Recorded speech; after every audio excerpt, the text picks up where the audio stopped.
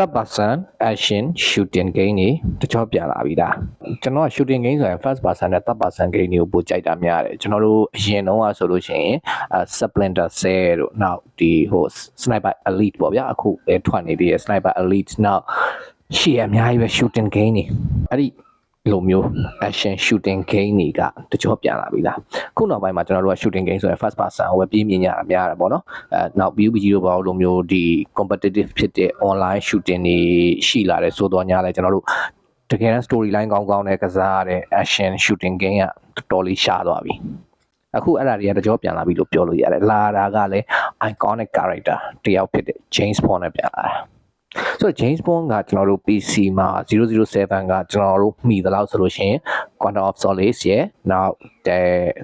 Bloodstone ဆိုပြီးတော့နောက်007 Legend ဆိုပြီးတော့ PC မှာ2010လောက်ကပေါ့နော်အဲ့ဒီလောက်ကနေပြီးတော့အဲ့လိုနှစ်နှစ်ချားလောက်တစ်ခါလောက်အဲ့လိုသူတို့ထွက်လာတာမျိုးလေးရှိတယ် Activision ကပဲထုတ်တာ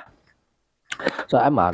ဒီ Legends ရဲ့နောက် Quantum of Solace ရဲ့ကတော့ first person အဲ့ဒီမှာ Bloodstone ကတော့ third person တော့တော်တော်လေးမိုက်တယ်အခု007 First Light ဆိုပြီးတော့လာတယ်တို့နောက်ဒီပစ္စည်းထွင်ပေးတဲ့ဘေးတွေဗျာကျွန်တော်နာမည်မသိတော့ဘူး James Bond ကတော်တော်ဆွဆွမြက်ကြည့်ခဲ့တာမဟုတ်တော့James Bond ရဲ့ main character တွေလို့ပြောလို့ရ major character လို့ပြောလို့ရတယ်လူတွေအကုန်ပါတယ်နောက် gameplay တဲ့သူတို့အခုပြသွားတဲ့အထဲမှာမြင်ရသလောက်ကတော့လုံးဝ third person shooting တော်တော်လေးသဘောကျဖို့ကောင်းတယ်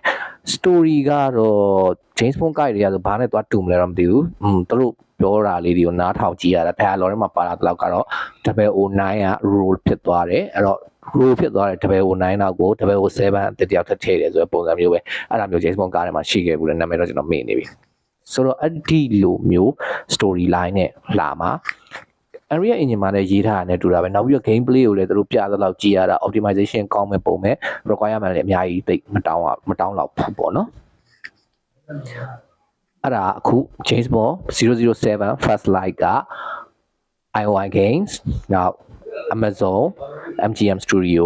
အဲ့နှစ်ခုကပေါင်းပြီးလို့နောက်တစ် company တစ်ခုပါသေးတယ်ကျွန်တော်မေ့သွားပြီ